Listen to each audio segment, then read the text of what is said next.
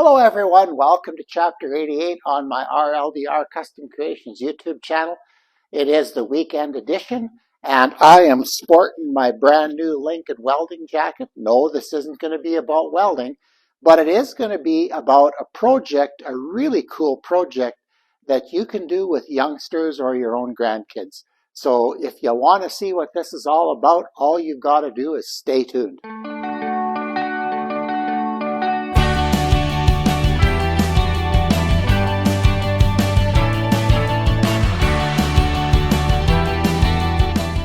Well, telling you about a project is a little bit odd, but I'm going to tell you this today because to tell you and demonstrate to you, that video just gets too long. So I'm going to explain it today, kind of how I came around to doing this, and then hopefully in the next week or so, maybe, ideally 2 or 3 videos from now, I'll sit down with a pattern that I've drawn, so it's copyright free, and I'll show you exactly how to do this. But till then, you're just going to have to trust my words. Okay, well, getting back to the topic. So when you're teaching younger kids, like grade 7 students, 12, 13-year-olds, first of all, they don't spend a lot of time thinking about shop usually, and they don't have an experience or the experience to tell you what they want to make that's realistic for the tools and techniques you can offer them at whatever level they are. This would be, I would view this as an introductory woodworking project. So first time they've ever been in a shop and they want to do something. Now, in my career, when I started, I went through some of the typical grade 7 projects. We worked with hand tools for a few years, and there is nothing wrong with working with hand tools. But unfortunately, with a hand tool project, yes, you're going to have some eager beavers, but unfortunately, there's going to be a number that'll just give up and pout, and you're basically wasting their time trying to teach them how to use hand tools when they don't see a need to use them. Now, when we were building guitars in grade 10 at times, yeah, then it was easy to teach hand playing when they needed it.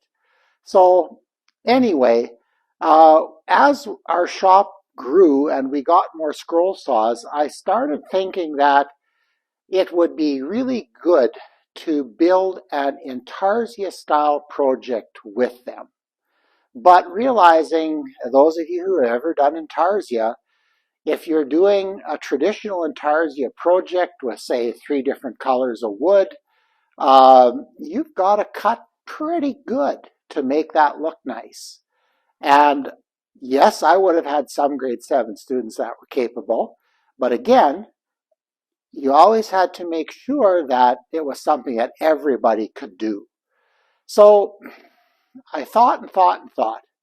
And finally, I thought, well, if we would cut the whole project out of one board, do an Intarsia style drawing, but cut it all out of one board, so that, for example, if one of the ones I developed, if they were cutting Iron Man here and they were cutting here, but then they deviated off the line and then they came back, you know, as long as they didn't try to go back and cut on the line, what you took out of this piece was added to this piece, and the joint between the 2 pieces would look just fine. And with a little bit of radiusing, you could kind of feather that out a little bit. So I came up with that idea, and I don't know if I invented this or not. I'm sure somebody else has done it, because there's very little that is completely new under the woodworking sun. But that was a critical moment for me when I realized if we cut it all out of one board, that their cutting, that took a lot of pressure off of the cutting. So then what I thought, okay, I needed a pattern. Well, that was a challenge because I wanted something. One of the things that always was a criteria for me when I was teaching is the cool factor. It had to be something that students were keen to do. So something that was cool. So it had universal appeal in our province. Well, the Saskatchewan Roughriders are really popular here. So I thought, well, they have a fairly cute mascot, Gainer the Gopher. And when I was looking on the internet, I didn't see this picture anywhere.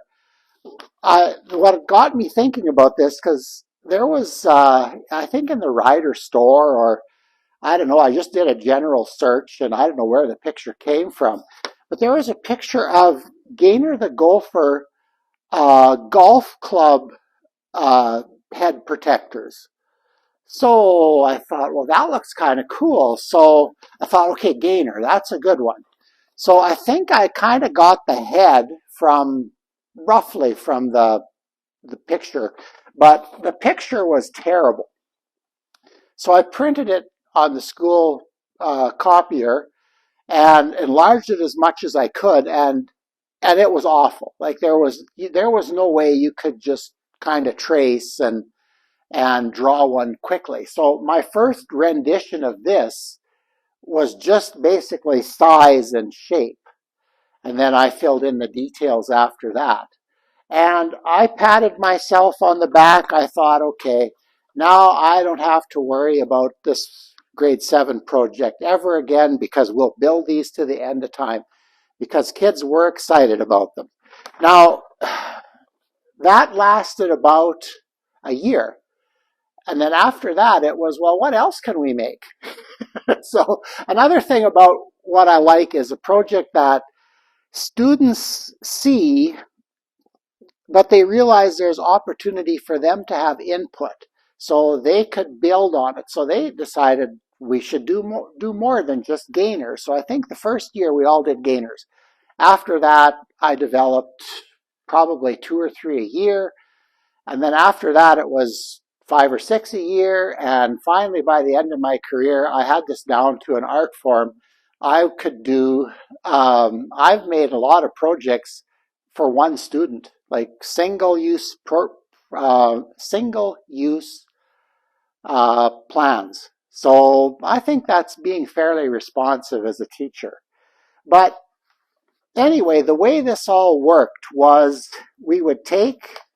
I'm going to use my Iron Man drawing because it's just a little better. It better illustrates this.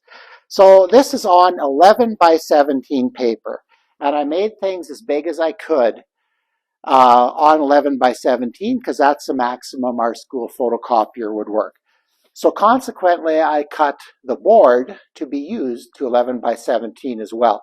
Initially, I laminated scrap pine together for this, but in my twilight years of my career, I got lazy and started buying half-inch MDF. And I'm finding the COVID years we did these things with a coping saw, and I used 3/8. So for this current group of grade 7s I have in my homeschool shop, we're using 3/8. But anyway, so what we would do is we would take, my preferred glue for this is rubber cement. But I can't seem to find rubber cement anywhere around here anymore. So I've started using glue sticks. It actually works. When we were cutting last week, I only had one of my students needed to glue down one little section of theirs again because it came loose. But other than that, it seems to work just fine. And at the dollar stores, it's cheap. So that works really good. So you glue it down, and then you go to the saw, and the first cut I always got the students to make was around the outside edge. That way, remember, there's no practice here. Okay, here you go, we got a project, it's due in a month, let's get it done. And you cut along the lines. But if you make a mistake on the outside edge, we can sand it out. In fact, we could sand quite a bit to feather that out so nobody would notice it in the end. And then we'd start cutting the inside. So Iron Man was one of the easiest ones to do because it had no internal cuts. There were no cuts where I had to drill a hole and then slide the blade through and then have them cut it out. So when we started cutting the pieces, very often what we would do is we would cut the sides off here, and then we'd cut his top of his head off, and away we went. So we cut all the lines. Now, in something on a pattern like Gainer had a few special touches. We had stickers for the rider logos, and I made a 13 sticker as well. So, and luckily this is all white, so that worked good. There are a lot of internals here that you had to cut, drill a hole, slide the blade through, and cut those pieces out. Those were a little more intensive for me to do because I didn't let the students do that on their own. Okay, so once you had all the pieces cut out, then we did a lot of hand sanding, which is really all you need for this. So students would start with 100 grit paper. Here's a minion. And they would round these edges, just radius them just a little bit. And how bad the cut was kind of determined the radiusing, because when you'd radius those bad edges, those bad cuts a little bit, it would tone them down a little bit, like you didn't see it as obviously right away.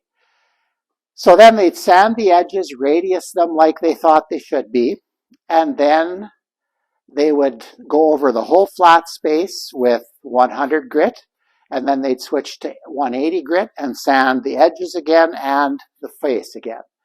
Then the sanding was done. So then it was ready for paint.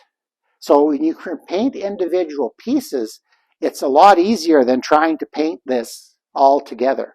So you painted. I actually forgot a step here. I'm trying to do this quickly, and I got a step ahead of myself. You'll notice that on this minion here, his glasses here is sticking out from his face.